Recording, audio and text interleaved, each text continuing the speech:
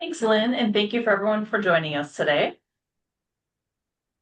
Just to get you used to using that chat box, if you'd like to introduce yourselves, please go ahead and let us know what is your role and where are you from.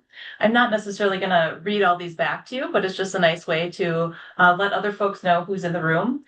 I know from the registration list that we have all levels of government represented, so cities, villages, towns, and counties, and we have a mix, both staff as well as elected and appointed officials. So go ahead and introduce yourselves if you're interested. Okay. What we have on the docket today are learning about the basics of land division regulations. So we're going to be talking about subdivision plats primarily, but we're also going to distinguish between plats and certified survey maps. And we'll talk about the role of the state, county, and local levels of government in reviewing subdivision plats. I'll be sharing a number of key resources as well as examples throughout. Okay. So before we get started, I just want to begin with a little thought exercise. And after you've introduced yourself, if you want to throw your best guess for some of these different ideas in the chat box, you can do that as well. First, I want to begin with you thinking about what is the typical lifespan of a land use? We could also think of this as perhaps an occupant or a particular business, but how long, and this really relates to zoning, how long is a particular use in play in a typical community or setting? Throw some of your ideas in the chat box. Okay, there's not an exact answer, but just to kind of to prep you here, a small business, they typically come and go pretty quickly. The average life of a small business is 6 years, and the average life of an occupant of a home, how long you stay in one home, is 12 years. So based on a variety of factors, land uses typically come and go about every 10 years. Let's contrast that then to how long, what's the typical lifespan of a building? Okay, my little prompt here is a typical person is 78 years old. Certainly longer, especially for females, and this has been hopefully increasing. But if we think about this, I've shown you a variety of examples. So maybe some agricultural uses, maybe some commercial uses. Many buildings actually get torn down and replaced much more quickly than we think. So especially on the commercial and institutional end, there's pretty short lifespans for some of our buildings in our communities, 50 years, 100 years, and certainly we also have some historic structures.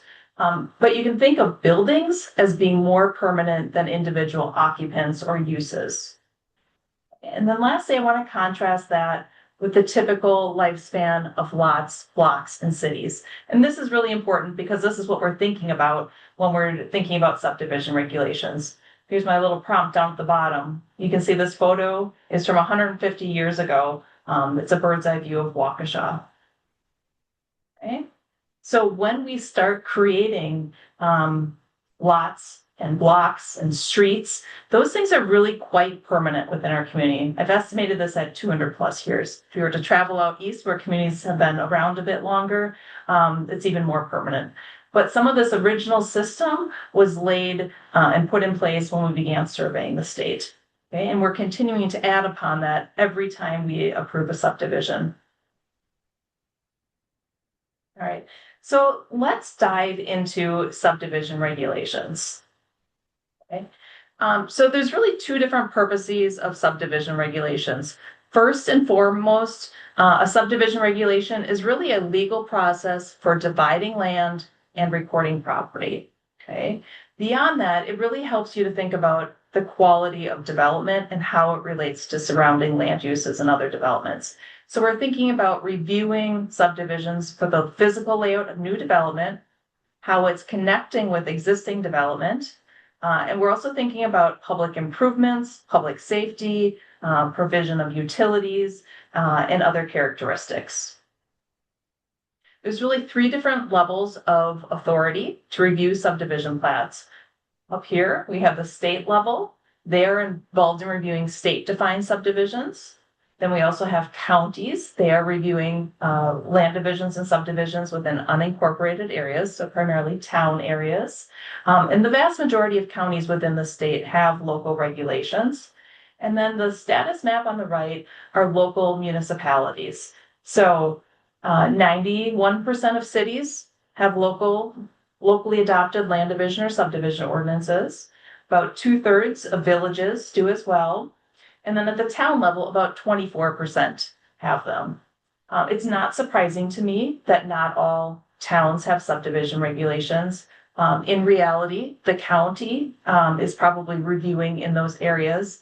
But the reason why a town might want a subdivision or a land division ordinance is it allows them to go above and beyond what the county requires. Okay, so it gives them a little bit of extra authority or power is the way you could think of it. What's actually most concerning to me might be those cities and villages that don't have adopted land division regulations because the county is not reviewing within those areas. So let's back up and look at what the state looks at. Okay, so the state provides minimum standards for subdivisions, and they only review for state-defined subdivisions. And that's when we create 5 or more parcels of 1.5 acre or less, either all at once or consecutively within a 5-year period. Okay, so we're talking relatively small lot subdivisions. Okay, this is not necessarily capturing a lot of the land divisions that are occurring within counties and towns, and even sometimes within municipalities. Okay, so we do have the ability within a local ordinance to alter this definition. But for the purposes of state review, the state is limiting their review, unless you request it beyond that, to this definition of a subdivision, and then they're also reviewing for some pretty high level characteristics. They're looking at surveying standards, layout, mapping, and some other plat submittal requirements that are outlined in state statutes. Okay, so let's start with a little quiz, and you're welcome to type in the chat box your answers here. Okay, which of these 3 different graphics is considered a subdivision under state law? So let's say we begin with a 25-acre parcel. In example number 1, you could, if you think this is a state-defined subdivision, you can type 1 in your chat box. You could also choose to select several of these. So you could say 1 and 2 are correct, but not 3. Okay, so if we begin with 25 acres and we create 3 1-acre lots, that's choice number 1. All right, choice number 2, we'll be creating 6 1-acre parcels, all within 5 years. And choice number 3 would be creating 5 5-acre parcels, all within 1 year. Which of these do you think meets that state definition of a subdivision? I'll give you just a moment to be throwing your answers in there. I'm seeing lots of 2s, a couple 3s, 1, 2, and 3. Okay, so we have some different ideas here. All right, so those of you who guessed number 2 are correct. Okay, in the first case, we have too few parcels. And in the last case, the parcels are too large. They don't meet that state definition of a subdivision. So in this situation, the middle subdivision would be captured. I will come back to this idea about how we define subdivisions and share with you some examples of how communities are choosing to alter their local definition so that they can capture additional types of land divisions. But for purposes now, let's talk about who actually reviews subdivisions. We have 2 different levels. We have approving authorities and we have objecting authorities. Okay, so on the approving side, think of these as your local units of government. Okay, so your county planning agency. You can think of that oftentimes as the county planning and zoning committee and involved with the staff as well. They would be reviewing subdivisions in unincorporated areas of the county. Okay, so areas that are outside of cities and villages. Next, the town board is able to review state-defined subdivisions if it's located within their town or an area whose annexation is being contested by the town. And then lastly, either the city council or village board would be reviewing subdivisions that are located in a city or village or its extraterritorial plat review jurisdiction. We'll talk just a little bit more about what this means. Then on the flip side, we have what are called objecting authorities. Okay, so these are typically state agencies, but some county agencies also act in this capacity. So the Department of Administration reviews state-defined subdivisions. And again, just like I described earlier, they're looking at that high-level surveying, layout, mapping, and other plat submittal requirements. if a subdivision involves a state trunk for connecting highway, they would be reviewed by the Department of Transportation for public safety issues and preservation of the public interest and investments. Okay, and then lastly, in 18 counties that have opted to do this, you can see the names of the counties listed below. They actually review plats located in cities and villages for conflicts with planned public improvements. So things like parks, highways, airports, schools, and so forth. And you need to opt in to do that. All right, so I've mentioned that state subdivision regulations can go above and beyond, both in terms of a definition and in terms of what they require. Okay, so you may alter your definition. So, for example, you could require review of 4 or more parcels. You could alter the size of those parcels that you're reviewing, 5 acres or less, 10 acres or less, and so forth. You can also impose additional requirements. Typically, this is either design standards or public improvement standards. So I'll share some examples of those in just a few moments. Okay. So potentially, you could have multiple levels of review. You could have a county and a town reviewing. You could have a city reviewing in an extraterritorial area, or maybe a town or county is also reviewing. When those ordinances overlap, when the authority overlaps, the most restrictive provision from any given ordinance applies. So these are some of the examples of local design standards or improvements that you could require by a local ordinance. Okay, so certainly you're probably looking at things like land suitability, lot size, dimensions. You're looking at provisions of water, sewer, septic, drainage systems, roads, sidewalks, driveways, trees, parks, open space, and the list goes on. Okay, so you can see some of these things might be listed directly within a subdivision ordinance, like land suitability. Some of these things might be in a zoning ordinance, for example, lot size or dimensions.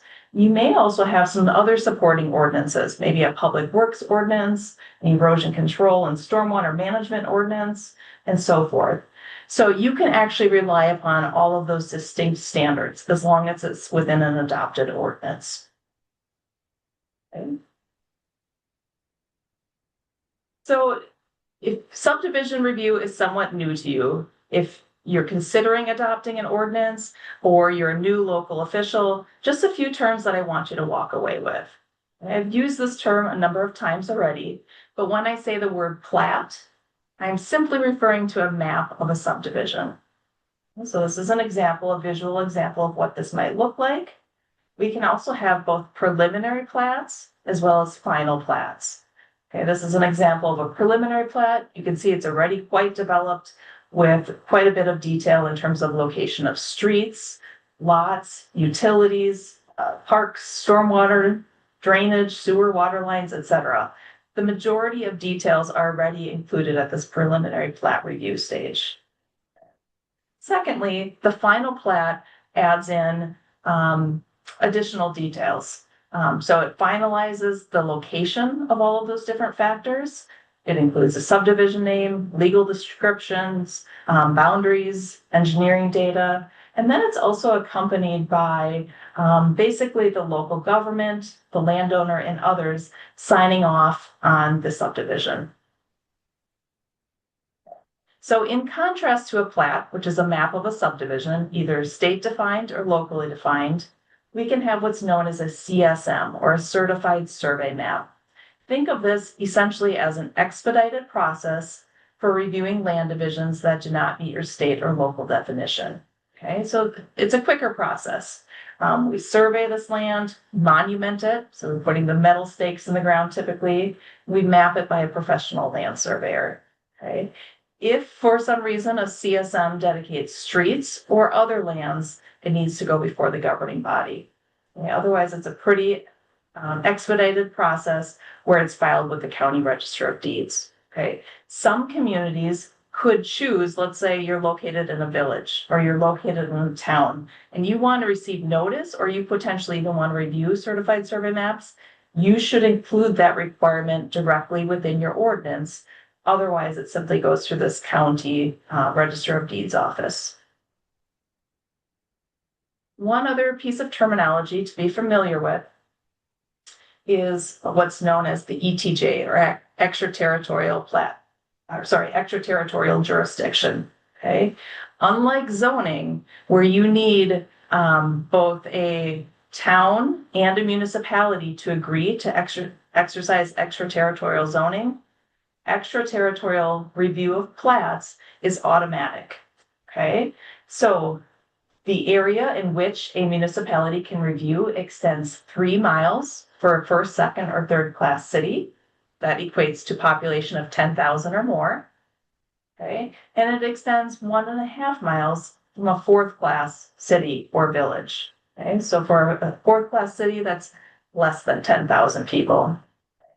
What we have shown here, let's say on the left, we have a larger municipality that has a 3-mile jurisdiction. And on the right, let's say we have a smaller municipality that has a 1.5 miles. If they're near enough that jurisdiction overlaps, it's actually simply divided at an equidistant point.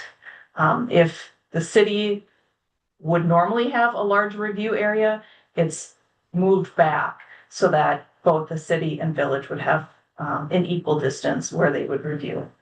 Okay. A couple of important caveats here. In order to exercise this, a city or village must have either an adopted subdivision ordinance or an official map.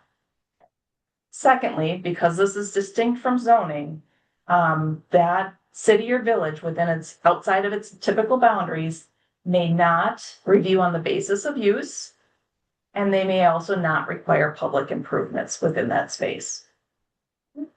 Becky, we have a couple of questions about these topics. The first is, can a city's extraterritorial plat review jurisdiction regulate a different lot size than that of the lot size expressed in the local zoning ordinance? That is a great question. Lot size is always one of those tricky answers that I come up with when we talk about the most restrictive provision applies. It's really a matter of how that's written to determine which is more restrictive. Is a minimum lot size versus a maximum lot size, which is more restrictive? What I would recommend in this situation is that you have that city and neighboring town and or village sit down and talk about what their lot size requirements are. And I would recommend that they try to come to some sort of agreement. Yes, I do believe that they can require that, but you need to be very specific in your ordinance and talk about what those requirements are and how it might mesh with neighboring requirements. And what was the second question, Okay, Lynn? thank you. The second one is, can you please explain again when a CSM would not need to go before the governing body? Okay, so it only goes before the governing body if we include dedication of a street or other land, okay? Or you could have a local ordinance requirement that requires all certified survey maps to be reviewed either by your plan commission or your governing body. But again, that should be described in a local ordinance. I think those are great questions and clarifications. Yeah. All right. So let's just review. I did mention I was going to talk about how we can define subdivision differently. So let's just have this fictitious subdivision here. Let's say our landowner wants to create 25 lots ranging in size from 2 to 5 acres. All right. So this does not meet the state definition of a subdivision. So let's look at some examples of where communities have defined their subdivision differently. Okay, so here at the top of this table, we have our state definition: 5 or more parcels, 1.5 acres or less, within 5 years. Okay. And then you can see, you can alter the time, you can alter the parcel size, and I don't have an example here, but you can also alter the number of parcels. So in this situation, Jefferson County and all of these counties listed below it would have authority to review this subdivision, okay, because they're capturing parcels of 5 acres or less, or even sometimes larger.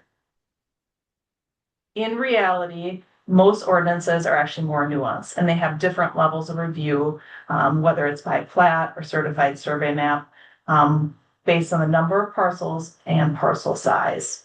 So this is an example from Richland County, and they have state subdivisions, okay? They have county subdivisions where they're capturing 10 acres or less, and then minor subdivisions where they're capturing 10 acres or less, but simply 1 to 4 parcels, and that goes through that expedited CSF process.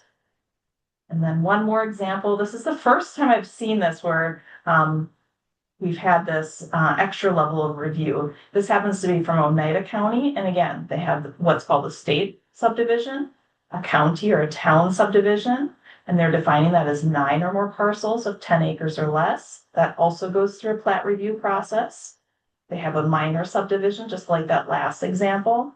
And then they also have a basic level of review for access and utility review whenever you're creating 1 or more parcels greater than 10 acres. Okay, so there's still some level of review.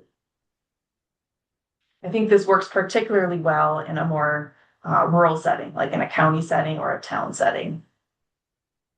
Okay. So let's think about what can we actually review for.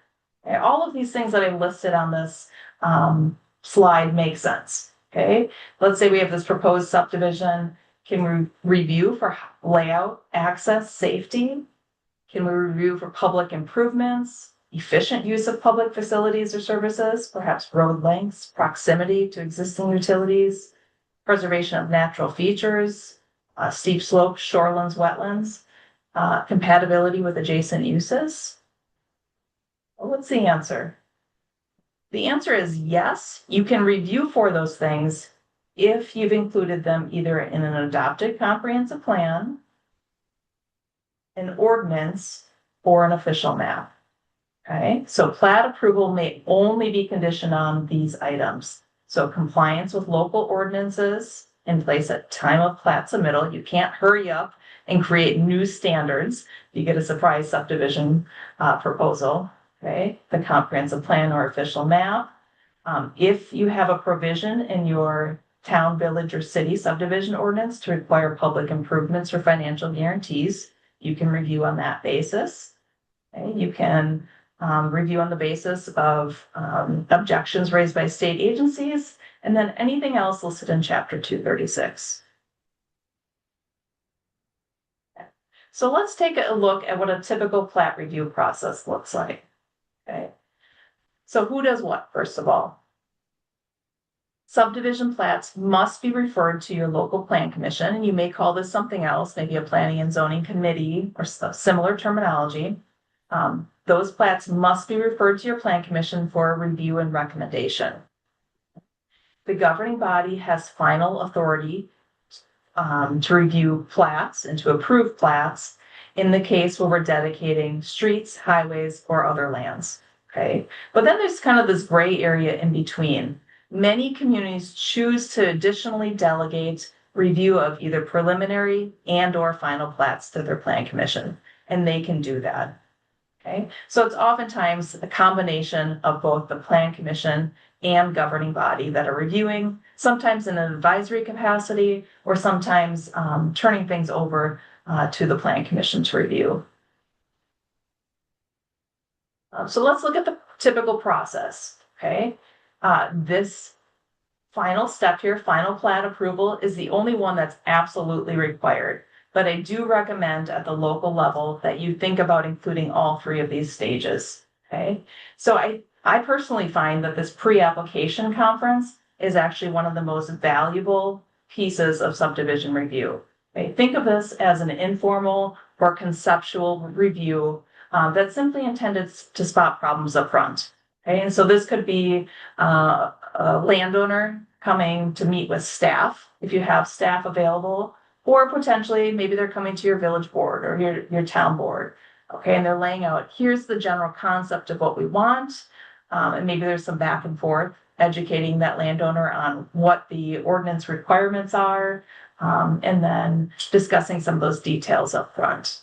Okay, because once we get to this preliminary plat approval stage, you're actually looking at quite a bit of expense and detail. Okay, so this is something that again could be required by a local ordinance, or if an applicant chooses to submit a preliminary plat, you're really obligated to review it. If you choose not to review it or to act on it, you are essentially signaling that you approve of that preliminary plat. And once we get to the final plat approval stage, if you've approved of the preliminary plat or you remained silent on it, then that final plat is entitled to approval. Okay, and that final plat is where we have that submission of detailed engineering and design drawings that comply with Chapter 236. And we've included some timelines here as well. One thing I do want to give you a heads up on, there are some proposed changes currently moving through the legislature right now. Okay, so if you are interested in this, and one of the new requirements, and this has not made it into law yet, would be that you could be required to have a pre-application conference or a conceptual review process. Okay, so if you're interested in this or other proposed changes, take a look at Assembly Bill 452 and Senate Bill 479. It's parallel language, but that's what's coming down the pipeline. So let me also walk you through some examples of materials that communities are using.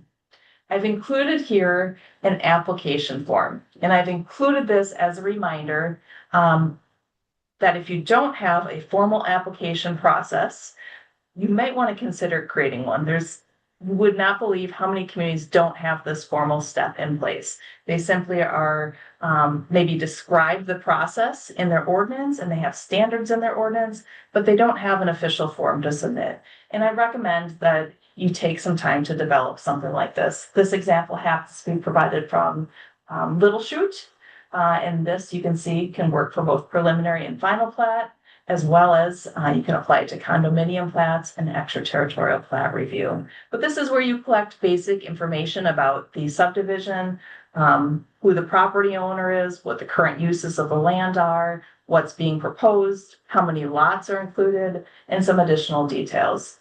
This can also be a place where you discuss what your submittal requirements are. So again, this is also from Little Chute, and they have a simple checklist. Okay. So what do we need to include? Engineering reports, proposed water, sanitary sewer, grading plans, erosion control, and so forth. Okay, so this is alerting the developer upfront what's required. As I stated earlier, sometimes these requirements can come from different ordinances. So it can become very difficult for a landowner or developer to understand what all it is that they need to comply with. So this puts it in one place. Second, think about your fee schedule and think about updating this. This happens to be an example from the Department of Administration for those state-defined subdivision plats, but we may also have a local version of this. Okay, so this happens to be from the town of Cedarburg, and you can see how they've laid out. They have a conceptual review with a fee associated with that, a fee for preliminary and final plat. And a typical practice is sometimes there's a base fee plus an additional amount per lot. Okay, so you're scaling your fee based on the size or the complexity of the subdivision. The other thing that's a bit unique here, and I've been seeing this in more and more town ordinances or practices, as well as some smaller villages where they don't necessarily have dedicated staff.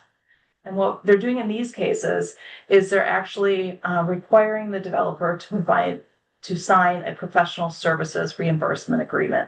So they're passing along the actual costs if there are additional costs for staff and consultant review of these subdivisions, because it can get quite complex.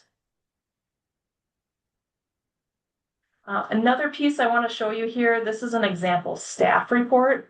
Again, if you have the luxury of having staff, not all communities do, that are versed on subdivision review processes, I do recommend this as a technique. But even if it's your local plan commission or your elected governing body, think about how we might prepare some of these pieces in advance.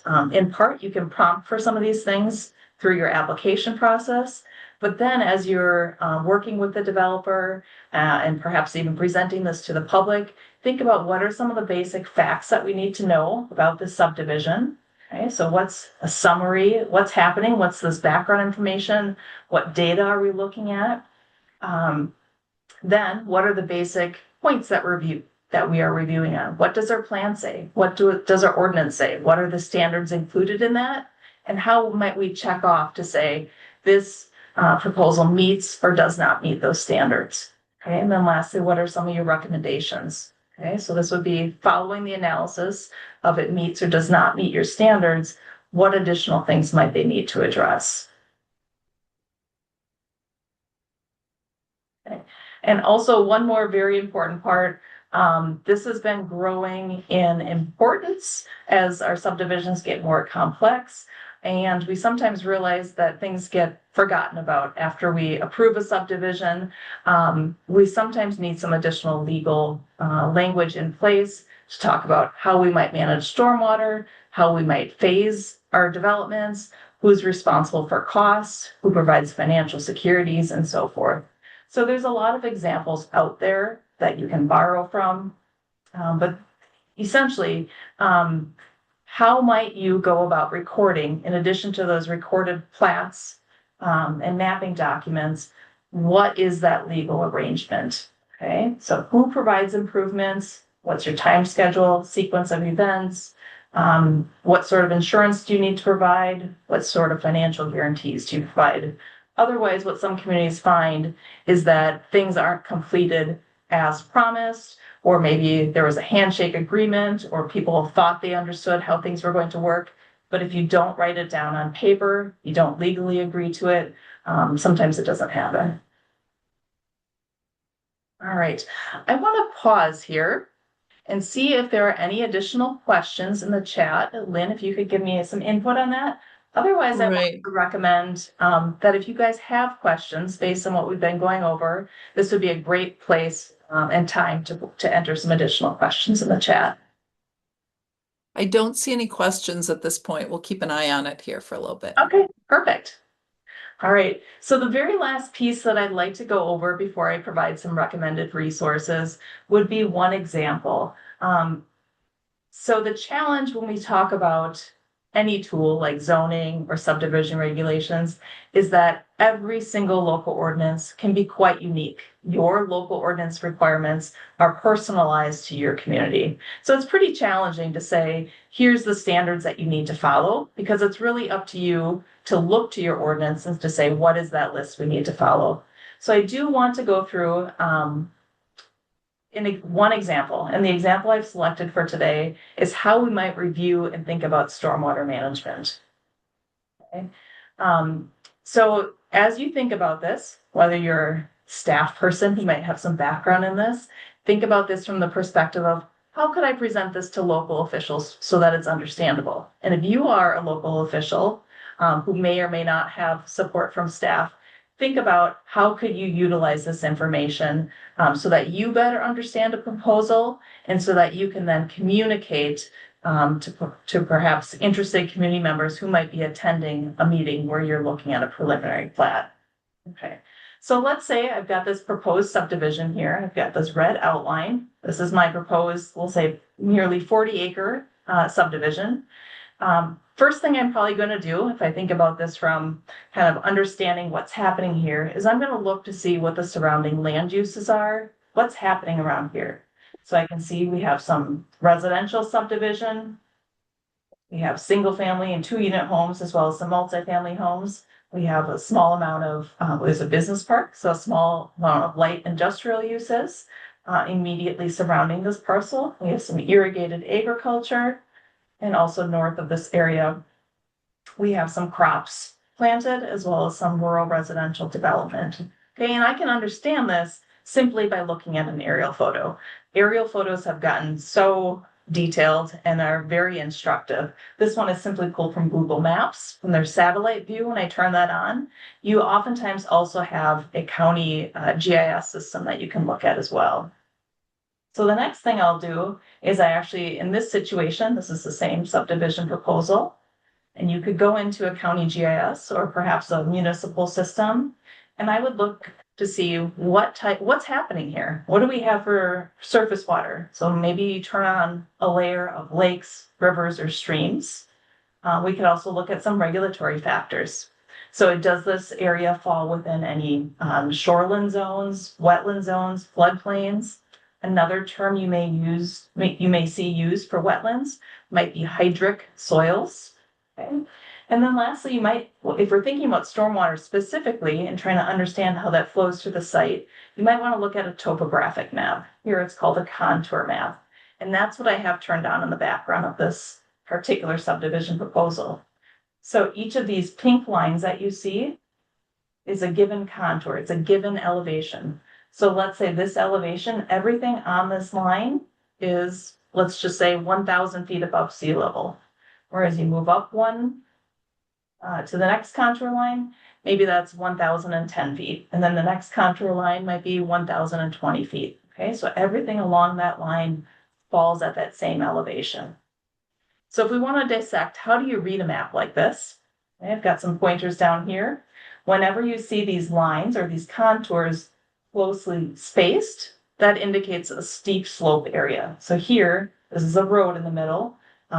It's on a high bank, okay? You can also see there's maybe a moderate slope happening here because there's some lines pretty closely spaced. Where lines are far apart, that's a relatively flat area. Okay, the next thing you might look for as we're reading the landscape here and trying to figure out how stormwater flows on this site might be these circles, okay? A circle typically indicates either a high point or a low point. Okay, we need to actually zoom in and see how those contour lines are labeled to know. The other thing we might see here, you start to see a bunch of lines pointing in one direction like this, where I've added in these little red hashes. That typically indicates an area of drainage. In this case, they happen to be pointing uphill, so water flows from this direction on down. So this is the exact same site, just zoomed in a little bit. Okay, so if we're looking at one of these circles, it's the same one I had marked on the last one, we could actually look, you can see that small image. This is 1,096 feet. The next one down is 1,095, 94, and so on forth. Okay, so we know this is a high point. This is a little bit of a hill. Okay, and then if we wanted to draw in how water flows, it actually flows perpendicular to all of our contour lines. So it's flowing downhill. Okay. Next, if we wanted to analyze this area, we could look at some of these heights here versus here. We know that this is a low area, so we can start to connect some of those points. This is the basic pattern of drainage. Okay. And we could do the same thing for the other quadrant of our site. Sometimes when a local official or community members are presented with contour maps or with other detailed drawings of subdivisions, it can get really confusing pretty quickly. Okay, and so as a staff member or as someone who's a bit more informed as part of your elected or appointed body, if you can either have a markup copy of these maps or otherwise just point out some of these details, it can be quite helpful. So this is, again, that same subdivision proposal. And in this case, think of this as a layout plan that might have been submitted at preliminary plat review. Okay, so just kind of interpreting what we have here. We have some existing county roads. Here we have one primary interior road proposed for our subdivision. We also have a smaller secondary road along which we have higher density lots. These happen to be twin homes. Again, just to illustrate how it can be helpful to help people dissect and understand what's happening here, I'm going to add some color to this map. Okay, so down here we have an outlot. This is an area that will be dedicated in the future for park and stormwater management. You can also see, I hope you can see my cursor, but there's some dotted lines along the outside of this map. Okay, and interior. What these are drainage easements. Okay. So the next thing I'm going to do is, if we really truly want to understand drainage, we're going to look to a drainage map, but it gets pretty complex. And so I'm going to zoom in one more time to just the southwest quadrant of this map. So that's what we're seeing here. This is an actual grading plan. And this is, again, the type of material that might be submitted with a preliminary plat. It's really hard to see, right? So I want to draw your attention to these existing contour lines as well as proposed contour lines. So just to the left here, you can see this is the natural contour of the site shown with these dotted lines. This developer is proposing to regrade portions of the site. So that's what's shown by these dark solid lines, okay? And just to add context and to kind of relate back to that previous map, some of these hash lines indicate those drainage easements. This was that park and stormwater management area. You may have seen, I was going to ask you to put this in the chat box, you may have seen some weird drainage lines. What do you think's happening here? Okay, so what I just added to the map, these yellow boxes, think of these as building paths, building envelopes. Okay, so drainage will be, so the home will be built up and then drainage will be directed around the house. So you can see how it flow between the houses. Okay, and then we've also added in, there's some ditches that occur along the roads. And then there's also some culverts, which I've shown in black here. So this culvert helps to convey stormwater. Say, let's follow it from the easement in the back of our properties, along the road in these ditches, and then under the roads through culverts. And where it's ultimately ending up, all of the stormwater from this particular development is headed towards this park and stormwater management area. And this developer has planned for a wet pond as well as an infiltration basin, a dry pond that can handle additional stormwater. So in addition to maps like this and making sense of maps, you may also have developers who are submitting different stormwater models. And so they're typically looking at pre-development compared to post-development. How much stormwater is being generated on the site before we develop versus how much stormwater is being occurring or potentially running off of the site afterwards. And the goal here is that you want to minimize increases in stormwater. Okay, so if we're thinking about pre-development stormwater modeling, there's a few choices we need to make here. And I'm not going to pretend that you need to know all these details, but if you understand how the process works and you can work with an engineering firm to review this, or perhaps the developer provides that engineering service, if you are conversant with these topics, it's going to be quite helpful.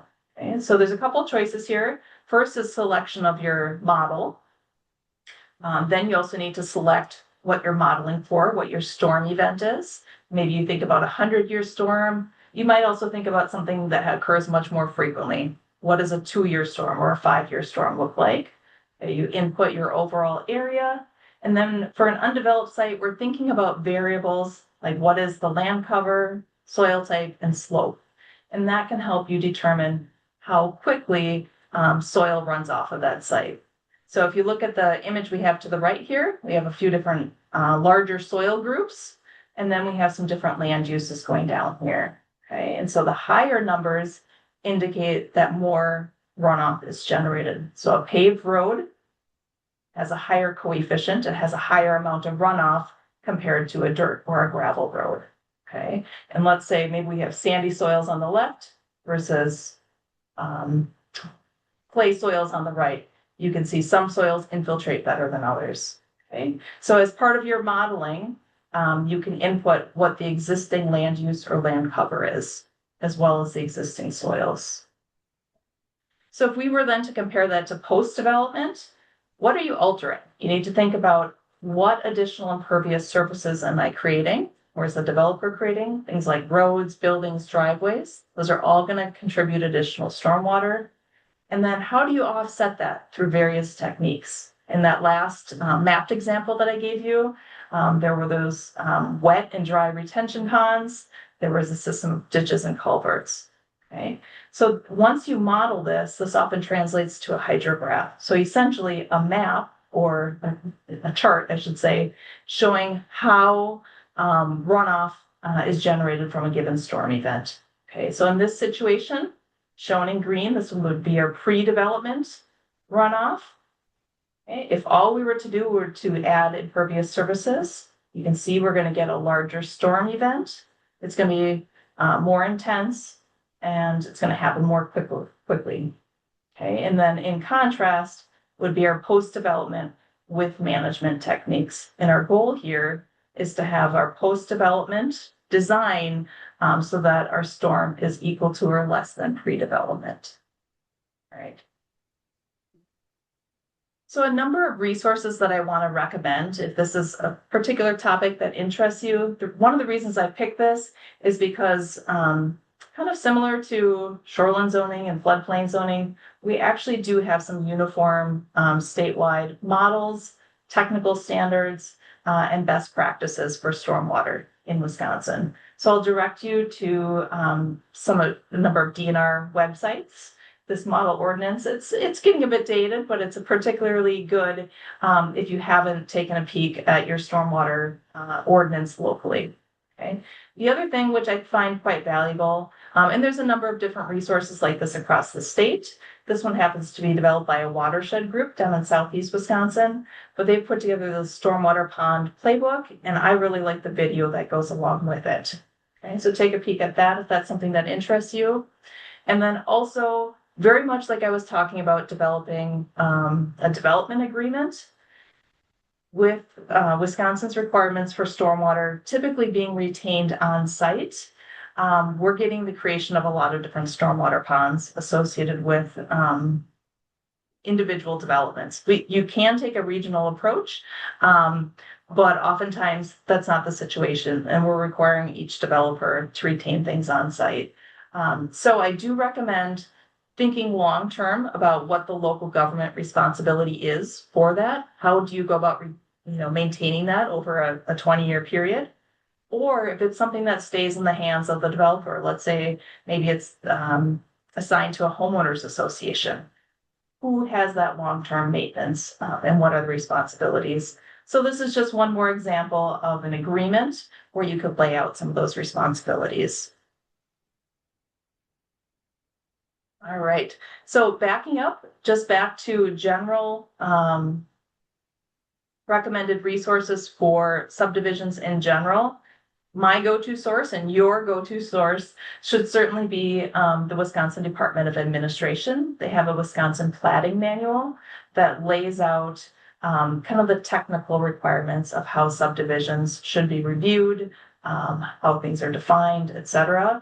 And the beauty of this is that they stay on top of updating this. So you can see each section within this manual has a date that tells you how recently the state guidance has been updated.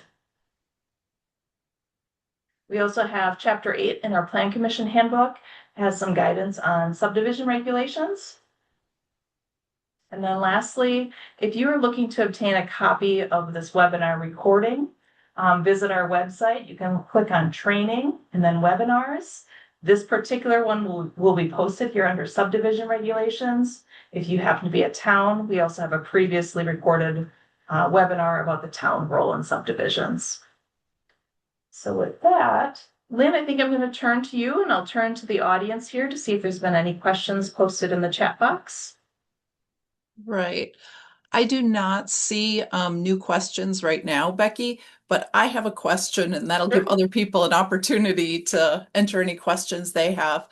On your grading map a ways back where you showed the wet stormwater pond as well as the infiltration areas, I'm wondering if there are any rules of thumb or whether that might be covered in some of the resources that you talked about in terms of how close can those be to the property boundaries. It strikes me that if you have a lot of water going into the ground there, it could affect the groundwater level on neighboring properties. Yeah, Lynn, I'm actually not familiar if such a standard exists. I know when we think about technical guidance, there's some technical guidance in terms of how these could be constructed, what the standards are. I'm not sure about distance to neighboring sites. That is potentially something that you could think about, I would assume, in a local ordinance. In this particular case, you can see these contour lines are pretty tightly spaced. I believe in this situation, there's a bit of a berm situation to further limit, let's say, if there was some overflow from the wet pond or this dry pond, it would limit it from going onto surrounding sites. But I don't know that there's standards about how close it can be placed to the lot line. That's a great question, though. Thank you. Yeah. Don't be shy about your questions. I'm happy to back up to anything we've created here. The other thing that you're welcome to do is to reach out if you have specific questions. feel free to shoot me an email. Feel free to reach out at some point in the future if you do have a question.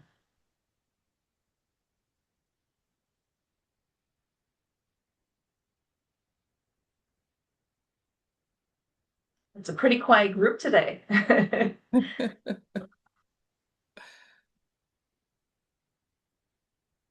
Just a few more minutes. If you want to throw any questions out there.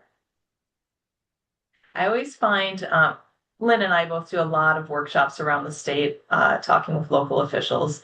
And zoning, by and large, is the thing that they're always asking for. I started with those slides that talked about frequency of uses versus, what's the lifespan of buildings versus what's the lifespan of these basically subdivision regulations and other large scale developments. And that's because zoning and changes in land use, those decisions are happening daily within a community, versus when you actually get the chance to review a subdivision and to think about how roads are going to be laid out, how different lots fit within that, all the different details in terms of, stormwater design and other public improvements. Those decisions happen much less frequently within a community. So I find people are less familiar with it. And it's also kind of out of sight, out of mind. If you haven't been getting a whole lot of subdivision development, this might be a perfect time and a perfect opportunity to go back in and review what your ordinance says. Is it adequate? And also review some of your supporting materials. So do you have an application packet? Do you have a standard outline for a staff report? Do you have a development agreement that you can utilize as an outline that you would certainly tweak for each given development? But this might be a great time to develop some of those resources. We do have a new question, Becky, and that's for a subdivision plat. Can a county require payment in lieu of dedicated parkland?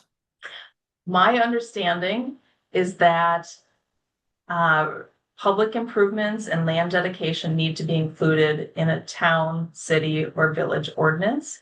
Having said that, I've seen a recent county ordinance that required land dedication. So I think you should investigate that further. My understanding is that that's not allowed, but that's only allowed at the municipal level. All right. So that might be a great question for the Department of Administration plat review. What is the legality of that? Yes. And if anyone's unfamiliar, payment in lieu of, so you could have a requirement. So let's say for every 40 acres of land, maybe you're required to dedicate a 5-acre park site. In lieu of dedication, where you provide payment in lieu of would be what is the equivalent value of that land rather than having a given park in every single subdivision. Maybe we think about a regional system. So that as a technique is absolutely allowed. The other thing communities may also want to be thinking about, we can require dedication of parks or that payment in lieu of. But if you're wanting to require other payments, you typically need an impact fee ordinance. Okay, and there's some limitations in Wisconsin in terms of what that can be utilized for. All right, well, since questions are wrapping up, I think I will turn my video off, and I will actually stay on for a few more minutes in case any questions come on. But otherwise, we're starting to get a few thank yous. So I want to thank you all for joining us today. If your landscape is looking like my landscape today, it's snowing out there, so be safe if you're driving, and thank you for attending. And just one last reminder that this recording will be processed and posted on our website. So thank you once again. I appreciate it. Thank you.